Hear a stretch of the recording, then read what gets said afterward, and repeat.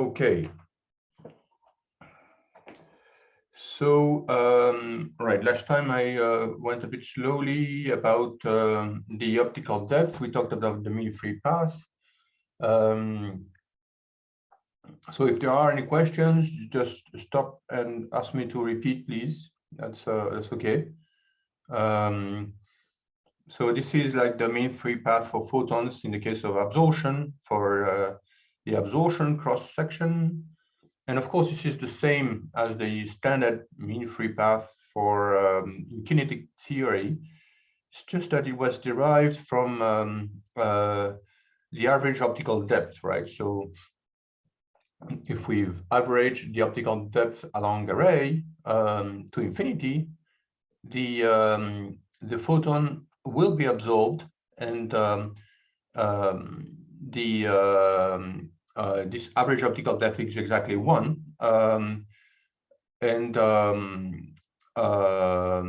You can replace the optical depth by a length and the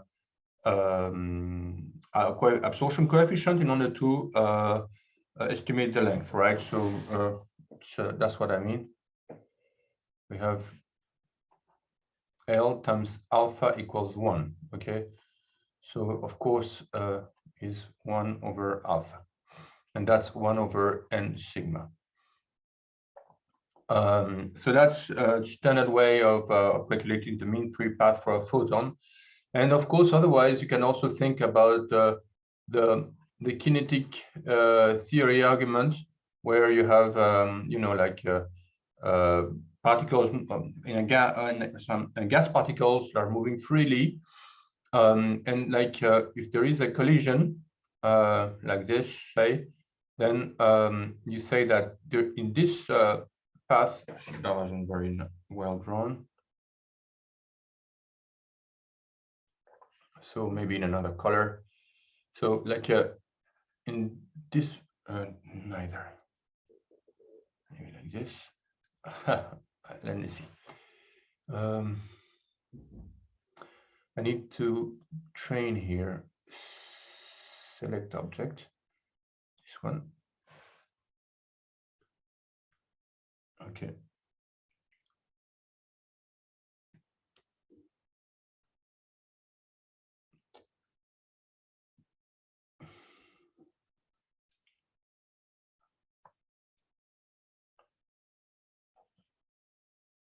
Okay, so in this volume, I've tried to draw. No. Okay, so this should be right. So inside this volume, that's a standard argument you all know, I'm sure. So I'm going quickly. So that's this volume is V is sigma times L, and the number of particles inside this volume is 1. So you say V times N is 1, and so L is 1 over N sigma. Same results from the kinetic theory point of view. So the mean distance that the photon would travel before being absorbed. Okay. So now we'll go on to the source function.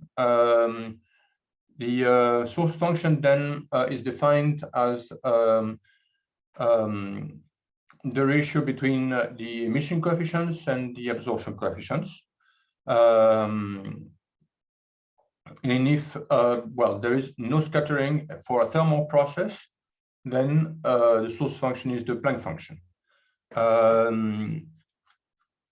If the source function, if the phase function is isotropic, okay, so let me remind you what the phase function is. So this is okay, so this is the phase function. This is the full-blown radiative transfer equation with the phase function for scattering.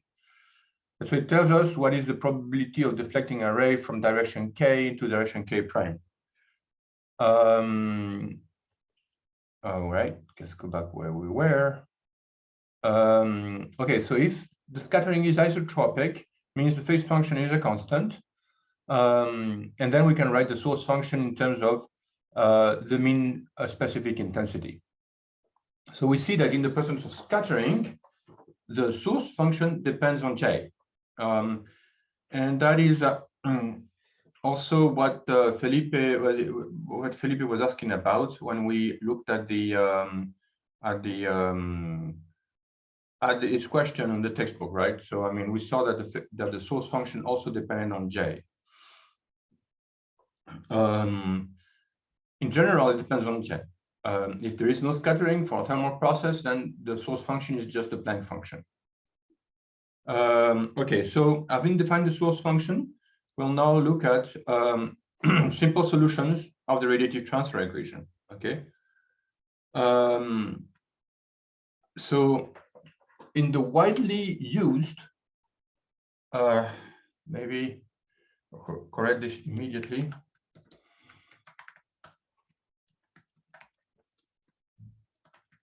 But seldom strictly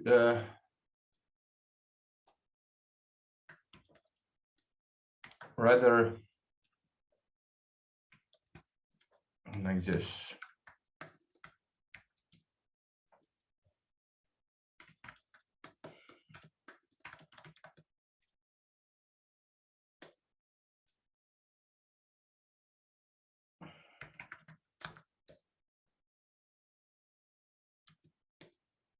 Okay. So I was meaning to say that the uniform slab approximation is very often used. It is because it's basically the only situation where we have an exact solution. So there is an exact solution to the radiative transfer equation in the uniform slab approximation, but of course it depends on the medium being. We need a uniform slab. So let me make a drawing here. Basically, the uniform slab is like this. So we have the direction of propagation, say, how do I write this here? Well, there's none. S, the ray, okay?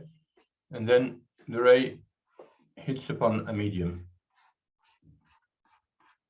And so it could stop, sorry.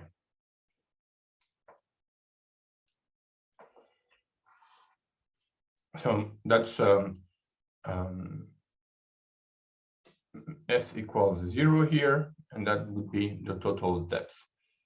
And in the interval, we have tau, which is equal to alpha L, and that's also n sigma L, or kappa rho times L.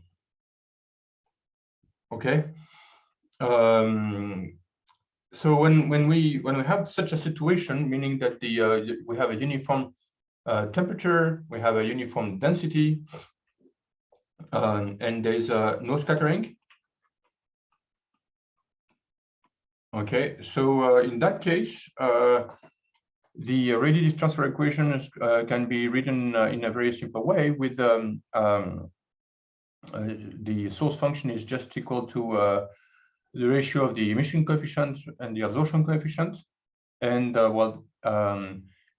this, in the case of thermal emission, is the Planck function. And so we have the Kirchhoff law. The Kirchhoff law is this one. So B nu is J nu divided by kappa nu. Kirchhoff.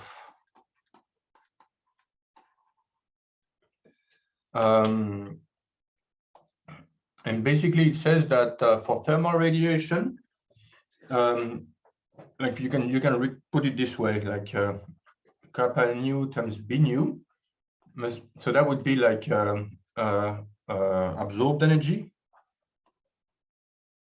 Absorbed energy is equal to all the emitted energy.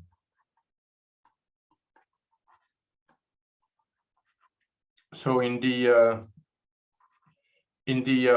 steady state approximation, if you have a material embedded in thermal radiation, then all the absorbed energy must be equal to the emitted energy for steady state to occur. If this wasn't true, then for instance, if there was more absorption than emission, then progressively the material would heat up, right? And that would not be in steady state. So that's why we say in steady state and for thermal radiation, we have the Kirchhoff's law.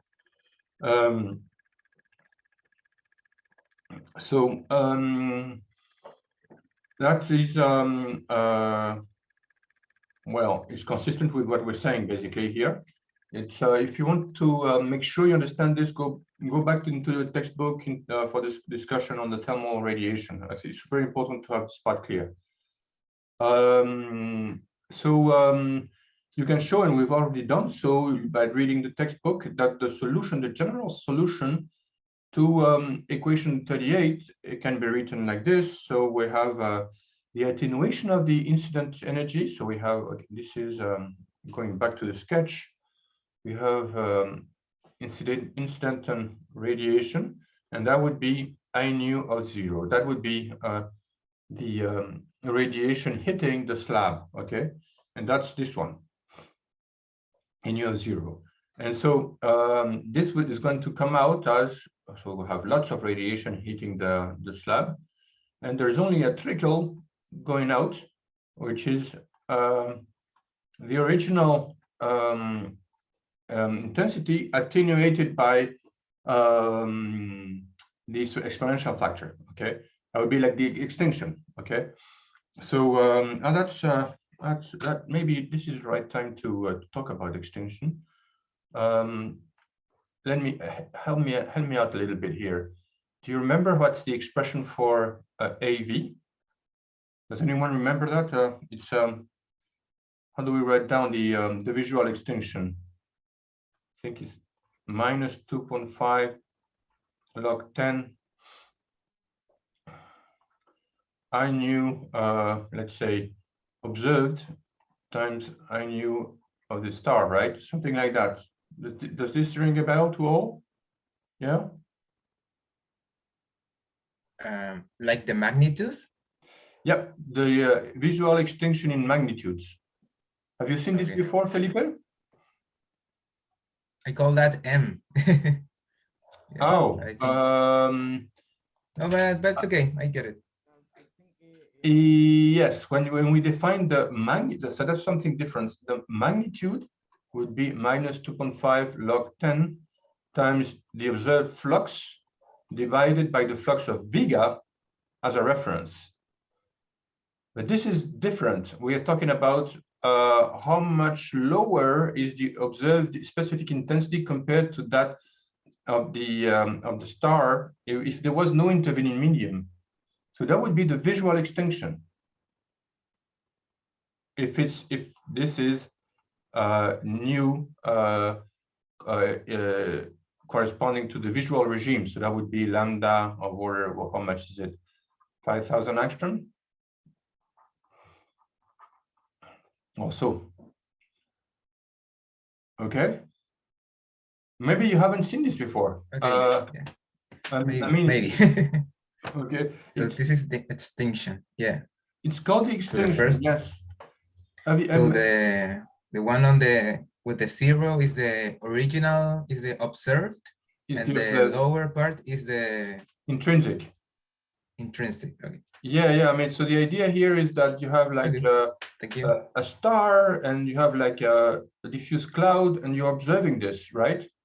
And so you would have like intrinsic in the absence of of intervening material, the specific intensity would be that of the star, same as emerges from the surface of the star, because we've seen that the specific intensity is a constant. All right. But if there is something in the way, then the observed intensity is going to be lower.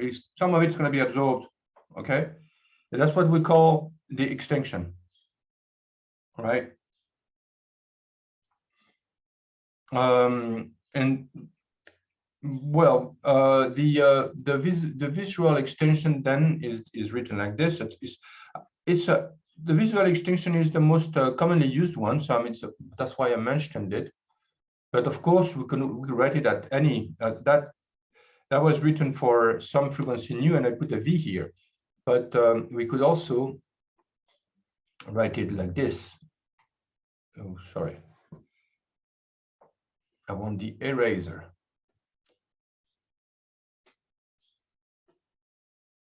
Like that. So that would be the extinction, right? But if we're talking about a uniform slab, right? So we have that the Inu observed is the same as Inu times this exponential factor. So if we plug it in, then we have. Let me erase this too.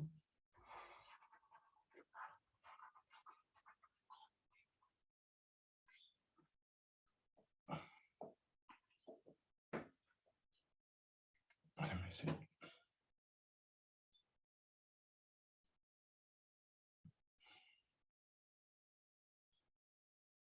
Okay, so back to the pen.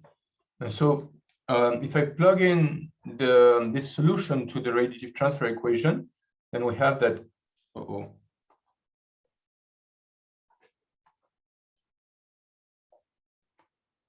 I've got a problem with the Wacom. Let me see if I can fix this.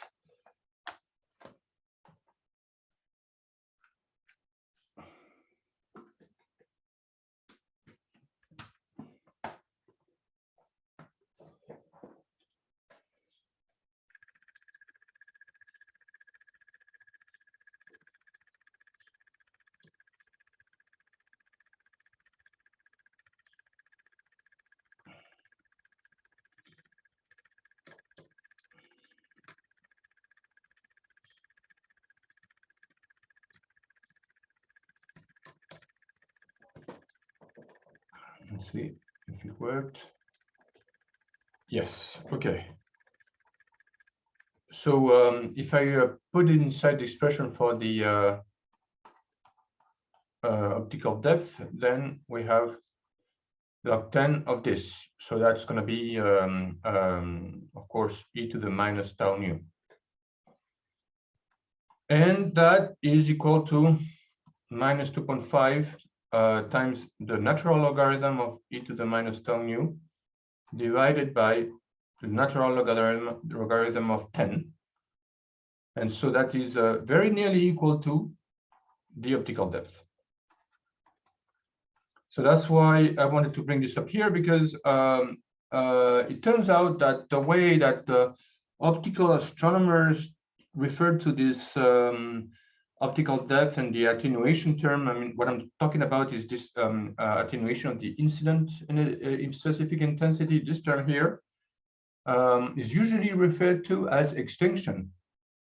And optical astronomers tend to express extinction in terms of this extinction in magnitudes. Okay, that would be the extinction of magnitude at some frequency nu. It turns out that this factor is almost the same. I mean, let me calculate this factor. How much is it? So we have 2.5 divided by the log of 10. It's 1.08, right? So this factor here is 1.08. So it's almost the same, and it's a coincidence, if you like, or maybe that's why they invented this 2.5 term, I'm not sure. But it turns out that the extinction in magnitudes is almost the same as the optical depth. So when someone says, well, you know, it's a very opaque medium with an optical depth of 30, you know, like maybe if I say, tau nu is 30, you know, so that's a very opaque medium, much greater than 1. Okay, so then the average, the extinction at this frequency would also be about 30. Okay. Do you know an example of where the extinction in V is about 30? Do you know a source where this is the case? No? No idea? Well, maybe if there's a lot of extinction, it's on the galaxy plane where there's a lot of gas. So maybe the bulge of the galaxy. The bulge is a bit outside, so that's the bulge. That's 2 kiloparsecs, and that would be the sun here, right? 8 kiloparsecs. So yeah, it depends on the line of sight. If you're going through the galactic plane, then you have the rule that AV is 1 for a distance of 1 kiloparsec. Okay, so in general, that's the for a random direction in the Milky Way. But standard example is for Sagittarius A star. AV is about 15 magnitudes of visual extinction for the center of the galaxy. Okay. Also, we have a magnitude of around 30 inside deep into molecular clouds like Orion A, or maybe our example, like if you go to a molecular core, then in the visual, the extension can go up to 30. So this means that if you have a star embedded in a big molecular cloud or a black hole, at the center of a galaxy, then whatever radiation emerges from it is going to be absorbed with this first term, right? So this is whatever comes out of the uniform slab. Okay. Then we have the second part of the equation 39, which would be the emission. So that corresponds to the source function, which is the net emission from the medium. So if you have no incident radiation, if I nu 0 is 0, then the emergent intensity is S nu times 1 minus e to the minus tau. So this is very commonly used. We have that so maybe another sheet. So for no incident radiation, we have that the emergent intensity is simply B nu times 1 to the minus tau nu. And so that applies only to the uniform slab, no scattering. Does this happen in real life? Of course it doesn't. It doesn't. However, this is all we can do. But it's like when you ask a physicist to model a cow, and then you start drawing a circle. The usual joke. Let's model a spherical cow. But we do the same in astronomy. We're also doing physics, and we have to approximate. We do what we can. Okay. So this turns out to be quite useful to interpret radiation from continuum radiation from several frequencies. So for instance, you could say, well, maybe this is going to be characteristic of the radiation with a single temperature, which we call the brightness temperature, And if the medium is not perfectly optically thick, then, we correct this by this factor. And this tau nu could be written like this, with a reference frequency and dividing, so we're going to call the spectral index beta. So that would be like the spectral index. It's very important in radio astronomy, spectral index. The beta is the spectral index for the optical depth. And sometimes radio astronomers also write down the intensity in terms of a spectral index alpha. So when we have the Rayleigh-Jeans approximation, then I nu is proportional to nu squared, and alpha is beta times 2, plus 2. But all this is to say that when we have multiple frequency measurements for the continuum emerging from dust in a galaxy, wherever dust is emitting, right, around an AGN, in the torus around an AGN, or so there's the idea for, maybe you must have heard about this too, is you have like so that would be like a super massive black hole at the center. I'm gonna draw this again. Like that would be the black hole, and you have like a torus surrounding this black hole. So that would be dust. Okay, so a dusty torus, all right. And if you have a clean view of the black hole, then you call this a quasar. And if you look at it sideways, like through the dust torus, then you call this it's no longer a quasar. It's just an active galactic nucleus. Okay, it's just an example where we have dust in the vicinity of an extreme object, like a supermassive black hole, several millions of solar masses here. That's material is falling then into this AGN, yeah. And you have a jet and everything, but there's still dust, and it's just dust, and dust absorb thermally. It's a thermal process. So the source function here, the source function is just the Planck function, right? And so whatever radiation is coming out of this torus can be modeled like that, as simple as this. All right, so we have an optical depth in a Planck function, and you can parameterize the whole thing with these two parameters.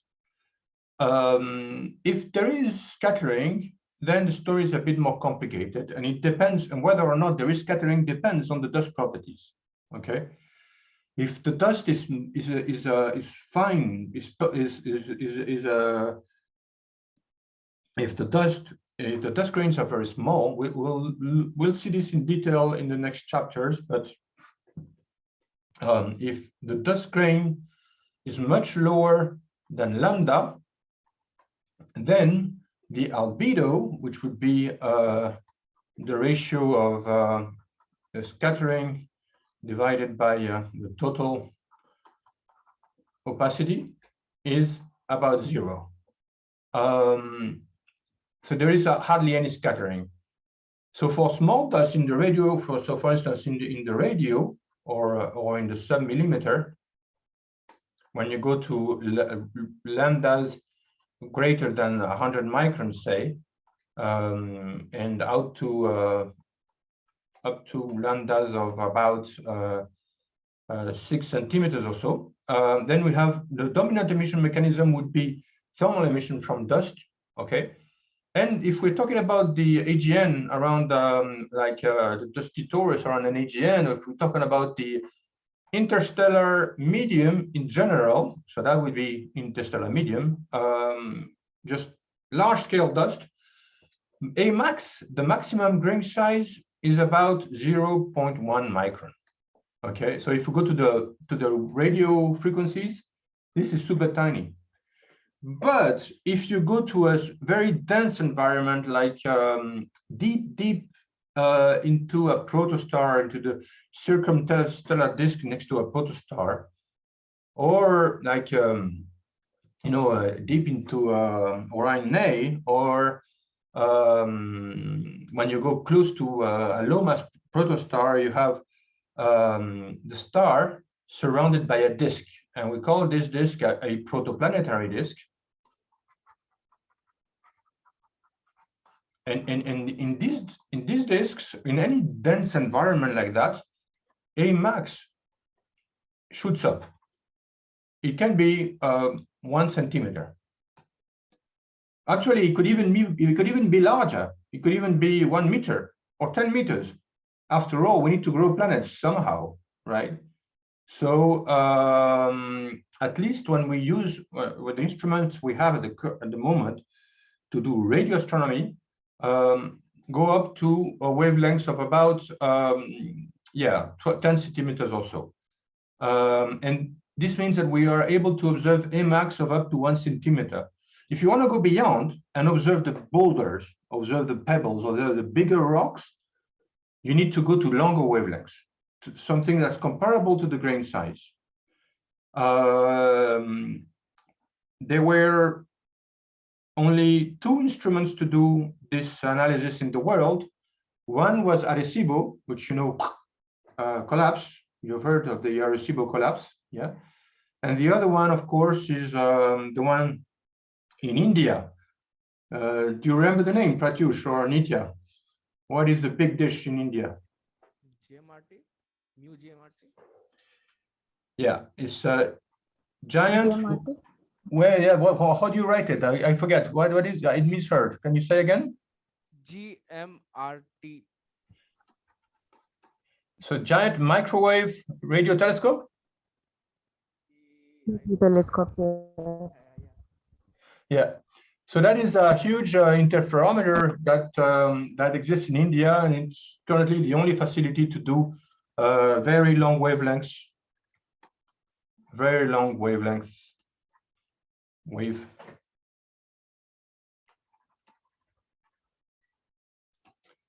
So that's lambda of order 10 meters. Okay. There is a hope now that the world is doing an effort to build the square kilometer array, which will also operate in this frequency range and will reveal the universe at this wavelengths and with an angular resolution and a collective area of 1 kilometer squared.